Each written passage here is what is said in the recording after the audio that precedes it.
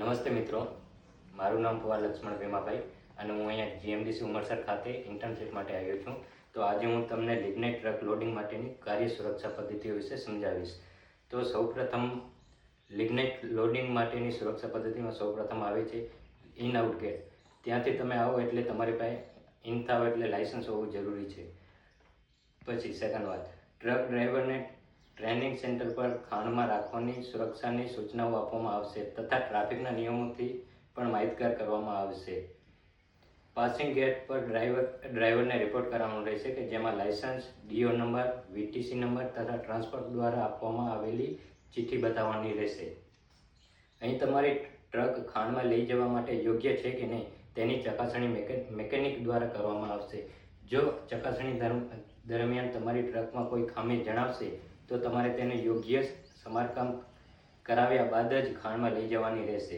ત્યારબાદ તમારી ટ્રકને main gate પર કાંટા પર જવા દો. અહીં તમારે ટ્રકમાંથી ઉતર્યા વગર કેબિનમાં બેસીને ટ્રાન્સપોર્ટ દ્વારા આપવામાં આવેલી ચિઠ્ઠી બતાવવાની રહેશે. તેના આધારે કાંટા પરથી તમને ખાણની અંદર લોડિંગ કરવા માટેની ટોકન આપવામાં આવશે. ત્યારબાદ ટોકન પાસ લઈને તમારે ટ્રાફિક પોઈન્ટ પર તમારી ટ્રક લઈ જવાની રહેશે. અહીં ડ્રાઈવરે સાવચેતીપૂર્વક ઓવર સ્પીડ અને ઓવર ટ્રેકિંગ કર્યા વગર ખાણના રસ્તા ઉપર પોતાની ટ્રક ચલાવવાની રહેશે. ટ્રાફિક પોઈન્ટ પર તમારા ટોકન પાસ અને તમારા લાયસન્સની નોંધણી કરાવવાની રહેશે. અહીંથી તમે હેલ્મેટ અને રેડિયમ જેકેટ આપવામાં આવશે કે જે તમારે પહેરીને ખાણની અંદર જવાનું રહેશે. અને તમારી ટ્રક બનીને પરત આવો ત્યારે હેલ્મેટ અને રેડિયમ જેકેટ ટ્રાફિક પોઈન્ટ પર અહીં જમા કરાવવાનું રહેશે. હેલ્મેટ અને રેડિયમ જેકેટ અહીં પરત જમા નહીં કરાવો અથવા તો તૂટેલી હાલતમાં પરત આપશો તો જીએમડીસી દ્વારા નક્કી કરેલ દંડની ભરપાઈ કરવાની રહેશે. ટ્રાફિક પોઈન્ટ પર રિપોર્ટિંગ કર્યા બાદ ઉપરની પ્રક્રિયા પૂર્ણ કર્યા પછી તમારો નંબર આવે એટલે તેની રાહ જુઓ.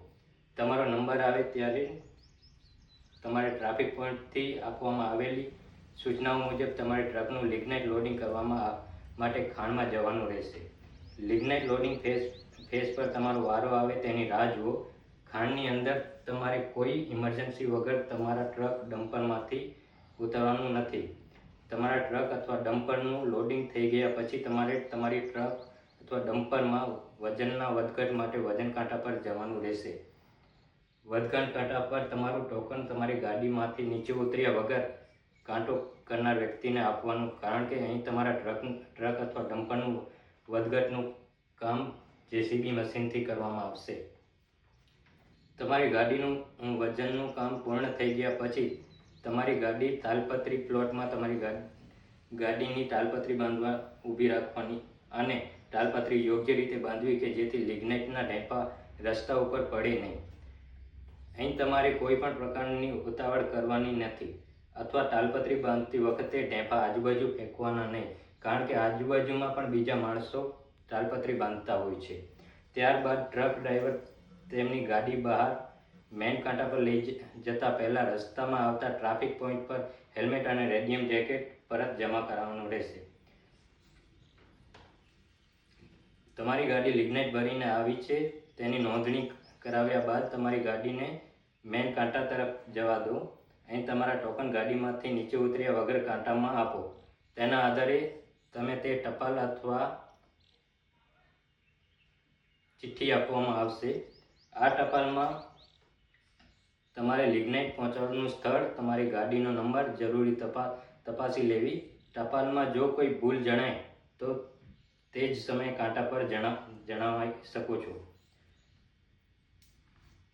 કાંટો થઈ ગયા પછી તમારી ગાડીને મેઇન ગેટ બાજુ જવા દો. ત્યાં આગળ પણ તમારે તમારી ગાડીમાંથી નીચે ઉતર્યા વગર તમારી ગાડી ટપાલ બતાવીને આઉટ કરવાની રહેશે. ખાણ વિસ્તારમાં મોબાઈલ ફોનનો ઉપયોગ પર પ્રતિબંધ છે.